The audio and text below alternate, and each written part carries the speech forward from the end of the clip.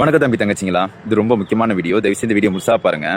உங்கள் எல்லாருக்குமே தெரியும், நல்ல வீடியோ போட்டாலும் நெகட்டிவ் கமெண்ட் போட சில கும்பல் இருக்காங்க, கெட்ட வீடியோ போட்டாலும் நெகட்டிவ் கமெண்ட் போட சில கும்பல் இருக்காங்க. அந்த கும்பல்லாம் புத்திசாலித்தனமாக பேசுகிறேன்னு முட்டாள்தனமாக பேசிகிட்டு இருக்காங்க. அவங்க கிட்டலாம் ஒரு ரிக்வஸ்ட் வைக்கலாமா? என்னன்னா, நீங்கள் கமெண்ட் போடுறது உங்கள் உரிமை கண்ணா, ஆனால் கமெண்ட் ஆஃப் கொஞ்சம் புதுசாக போடுங்க. பழைய தற்கூரி, அனில் குஞ்சு, அப்புறம் விஜய் சாரையும் திருசா மேடமே வச்சு பேசுறது, அப்புறம் பெண்களை தேவடியான்னு சொல்கிறது, பசங்களை தேவடியா பையன்னு சொல்கிறது, அப்புறம் அசிங்கமான வார்த்தையில் பேசுறது எல்லாம் ரொம்ப பழசு. கொஞ்சம் புதுசாக ட்ரை பண்ணுங்க. அதே மாதிரி ஒரு பொண்ணை தேவடியான்னு பேசுகிறப்பயே நீ தோற்று போயிட்ட. ஏன் தெரியுமா? ஒரு பையனும் ஒரு பொண்ணு சேர்ந்து பிறந்தாதான் ஒரு குழந்தை பிறக்குது. அப்போது கட்டின பொண்டாட்டி தேவடியான்னு கேட்குற நீ அந்த பொண்ணு கூட சேர்ந்தானே குழந்தை பெற்றுக்கிட்ட. அப்போ நீ யாரு? இப்போ தங்கச்சியாக இருக்கட்டும், பொண்டாட்டியாக இருக்கட்டும், அம்மாவாக இருக்கட்டும், எல்லாரையும் இந்த ஒரு வார்த்தை சொல்லி அசிங்கப்படுத்துறீங்க. ஒரு வீடியோ போட்டால் இந்த வார்த்தையை சொல்லி அசிங்கப்படுத்துறீங்க. அந்த அசிங்கம் அந்த பெண்களை பற்றி அசிங்கப்படுத்துகிற மாதிரி இல்லைங்க, உங்களை நீங்களே அசிங்கப்படுத்திக்கிறீங்க.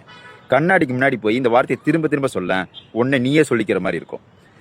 என்னைக்கு ஒரு பொண்ணு அசிங்கமாக பேச ஆரம்பிச்சிங்களோ அன்றைக்கே நீங்கள் தோற்று போயிட்டீங்க. நீங்களாம் கருத்து சொல்கிறதுக்கு ரைட்ஸே கிடையாது. ஏன் தெரியுமா?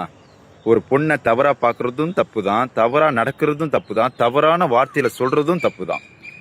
நீ உன் கட்டின பொண்டாட்டியாக இருக்கட்டும், தங்கச்சியாக இருக்கட்டும், இல்லை இந்த மாதிரி கமெண்டில் அசிங்கமாக வார்த்தை போடுறதா இருக்கட்டும், உன் பெத்த புள்ள அதை பார்க்குறப்போ அந்த அம்மாவை எப்படி நினைக்கும், அந்த அம்மாவுக்கு மனசுக்குள்ளே எப்படி வலிக்கும், அது யோசனை பண்ணியா?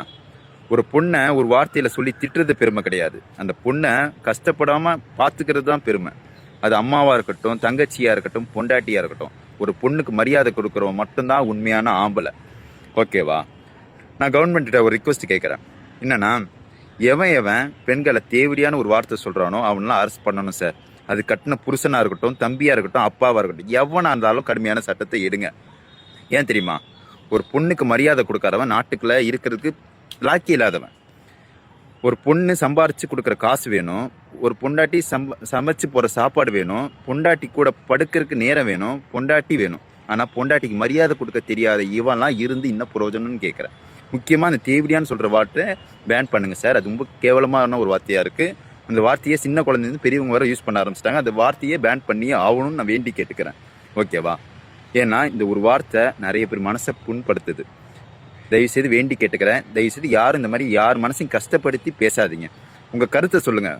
கரெக்டாக இருந்தால் நிச்சயம் அவங்க ரிப்ளை பண்ணுவாங்க. இந்த மாதிரி கேவலமான வார்த்தையை சொல்லி நீங்கள் பெரிய ஆள் நினச்சிக்கிறது உங்களுக்கு தான் அசிங்கப்படுத்தும், அவங்கள அசிங்கப்படுத்தாது.